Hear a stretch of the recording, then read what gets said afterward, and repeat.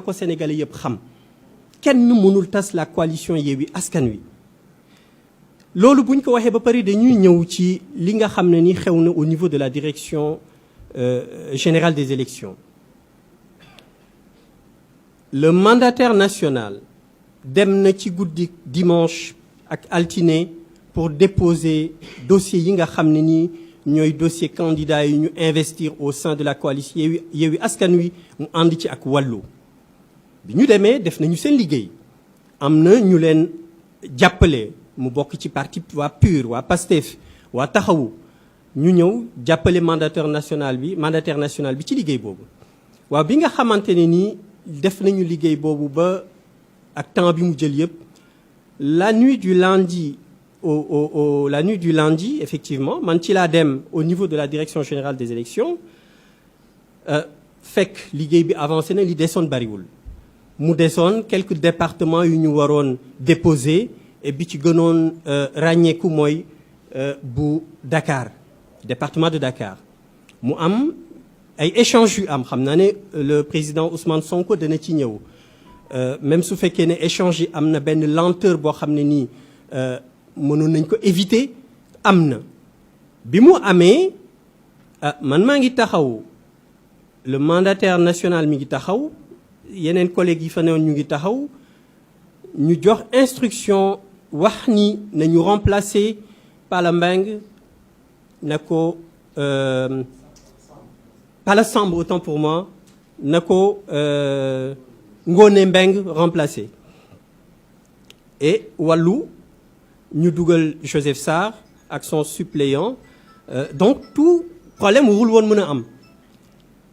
waaye mandataire national bi ci confiance bi mu am puisque ñu xam ne c'est un travail d'équipe ci coalition la ñu nekk donc liggéey bi du kenn moo koy def ñun ñëpp ñoo ko bokk et ci bokk bi ñu ko bokk la délégué lenn ci li mu waroon def kenn ci ñi nga xamante ne ni ñoo bokkoon ci équipe bi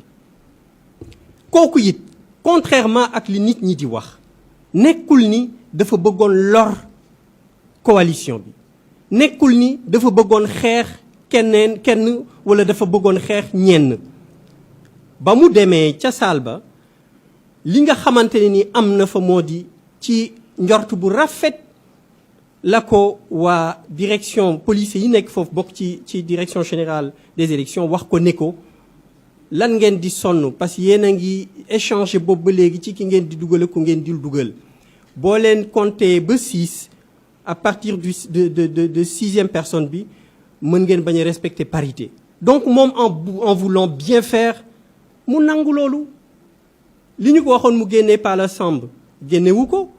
donc ñu jàpp ni li am ba am mooy nekk na loo xam ne nii waroon nañ ko mën a éviter lépp li am ci mbir bi c'est quelque chose qu'on aurait pu éviter qui était vraiment évitable mais malheureusement am na et puis ñu ngi regretter bu baax échange yi nga xam ne ni am nañ ko par presse interposée loolu rafetul jaaduwul ku ci nekk bëgg nga jàpp nga ne li nga def da nga bëgg a laver sa honneur waaye nañu fàttaliku ni li gën a am solo mooy askan bi fi ñu toll ci Sénégal coono bi nga xam ne ni askan bi mi ngi nekk di ko endurer ndax régime bi fi nekk depuis 2012 bépp leaderu opposition bi dafa war a xoolaat doxalinam dafa war a xoolaat ni muy waxe parce que li gën a am solo mooy ñu taxawal askan wi liggéey def ba nga xamante ne nii askan bi dina ci gis boppam donc bi loolu yëpp amee démb ci suba ñu dem waxtaan nañ ndax booba léegi ku yaakaar ni échange amul ci coalition Yewwi Askan Wi da ngay nax sa bopp pour wax leen rek ne leen dara amul ci coalition Yewwi Askan Wi jàmm moo fa am te doole ba mu amoon mi ngi continuer di ko am cohésion ba mu amoon mi ngi continuer di ko am loolu moo am ba ñu ci waxtaanee ñu ak suñu ay avocat ñu ne nañu def recours au niveau du conseil constitutionnel ba si yàgg ñu ne balaa ñuy def recours bi nañu bind courrier pour dénoncer déjà li nga xam ne ni moo am ci parrainage yu Benno Bokk Yaakaar mooy mu nekk liste de parrainage boo xam ne nii ça doit être une liste qui est irrecevable puisque arrêté bi nga xam ne nii moo daté du 2 mars 2022 ñoom respecté wuñu ko ñu ne nag xëy na am na lu am ci suñu coalition ci liste départementale bi waaye bu ñu fàtte li nga xam ne nii moo am ci parrainage u Benno Bokk Yaakaar ci la ñu bind courrier wax adressé ko la commission bi nga xam ne nii mooy réceptionner dossier yi benn courrier bi beneen bi ñu adressé ko à la Sénat et à notre grande surprise bi ñu xëyee démb ma ànd ak le coordonnateur le mandataire national moom moo am droit dugg UC bi ñu àndal sax dañu bañ ne du dugg te ku xam ne UC c'est un officier ministériel boo xam ne nii ci cadre liggéeyam amul benn béréb bu ñu ko war a mën a aaye waaye malgré ça l'administration centrale la direction générale des élections bañ nañu ne UC bi du dugg ci locaux yi loolu nekk benn forfaiture boo xam ne nii kenn mënu ko comprendre bi loolu weesoo mandataire national bi dugg pour jox leen à main propre contre-décharge au commissaire monsieur Sarr moom ci boppam mu bañ ne du jël courrier yooyu bañ ne du jël dossier rectificatif bi nga xam ne nii moom la ñu doon yóbbu puisque comme ni ngeen ko xamee Ousmane dina ci ñëwaat sànq amul benn loi buy interdire ne bu amee benn